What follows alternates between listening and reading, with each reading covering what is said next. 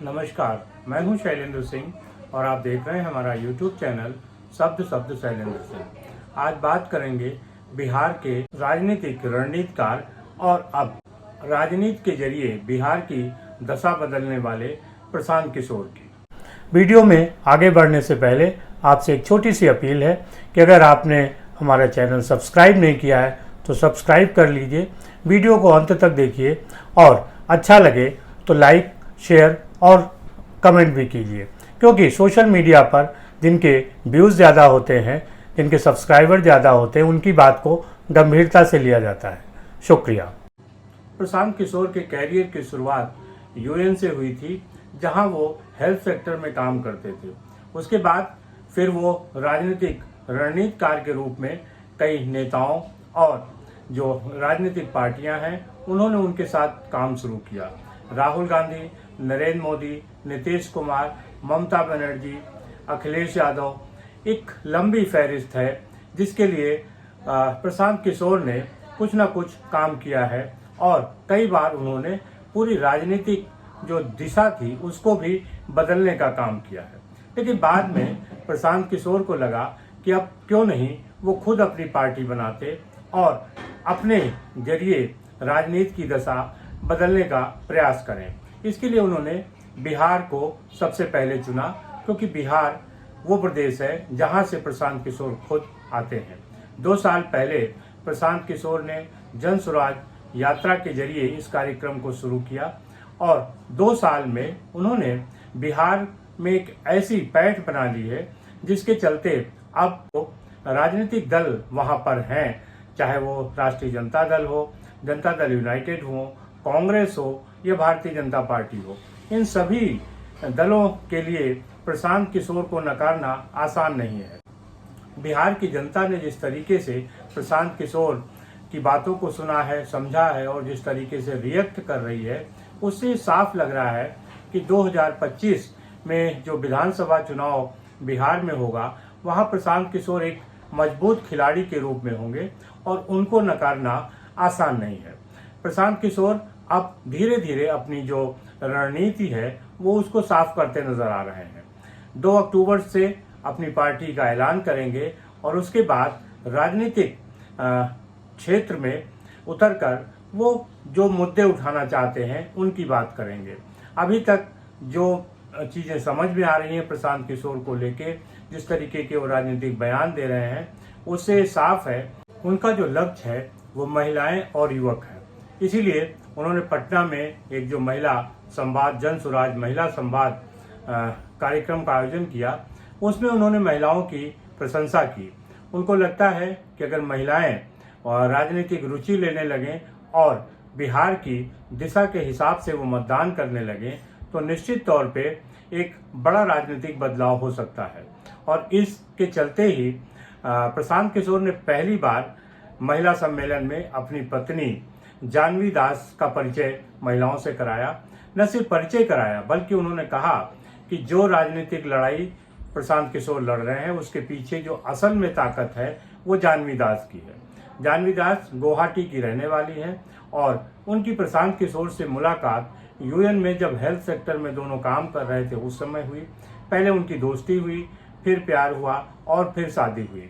दोनों के एक बेटा है और प्रशांत किशोर ने कहा कि जानवी ने अपनी डॉक्टरी की जो प्रोफेशन है उसको छोड़कर वो घर संभाल रही हैं ताकि प्रशांत किशोर राजनीति में आसानी के साथ काम कर सकें।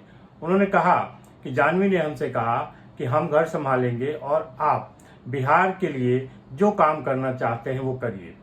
प्रशांत किशोर के कहने का मतलब ये था कि आदमी तभी काम कर सकता है जब उसका घर मजबूत हो और पत्नी उसके साथ हो। इसके जरिए महिला सम्मेलन में प्रशांत किशोर ने महिलाओं की भूमिका को रेखांकित करते हुए ये दिखाया कि जो भी पुरुष कर रहा है उसके पीछे असल ताकत महिलाओं की होती है। और ये बात काफ़ी हद तक सही भी है, जिसको महिलाओं ने भी सराहा। प्रशांत किशोर ने दूसरी बात कही कि 2025 के जो विधानसभा चुनाव होंगे उसमें वो महिलाओं के लिए अलग से टिकट देंगे और 40 महिलाओं को जिताकर लाने का उन्होंने वादा भी किया है। तो अगर 40 महिलाएं जिताकर प्रशांत किशोर ले आते हैं तो निश्चित तौर पर ये बिहार में एक बड़ा बदलाव होगा।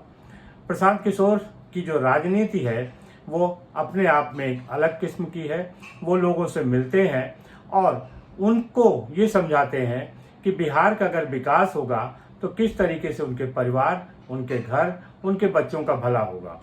प्रशांत किशोर ने एक बात और कही कि वो युवाओं के लिए नौकरियों का इंतजाम करेंगे जिसमें कम से कम 10 से 15 हजार रुपये महीने बिहार के युवक को बिहार में ही मिल सके।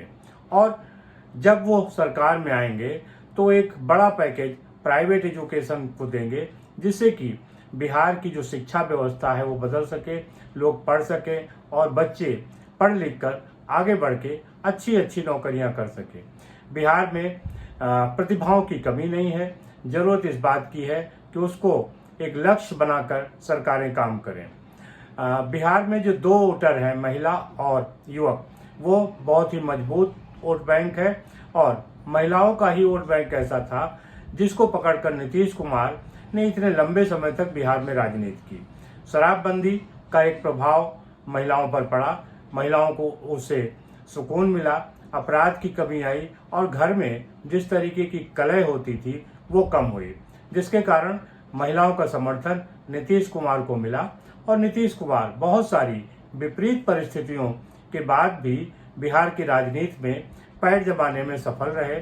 आज भी बिहार में नीतीश कुमार को अलग करके किसी भी दल की ताकत को आंका नहीं जा सकता। बिहार में वही दल मजबूती से खड़ा होगा जिसके साथ खुद नीतीश कुमार होंगे, चाहे वो राष्ट्रीय जनता दल के साथ हों या वो भारतीय जनता पार्टी के साथ हों।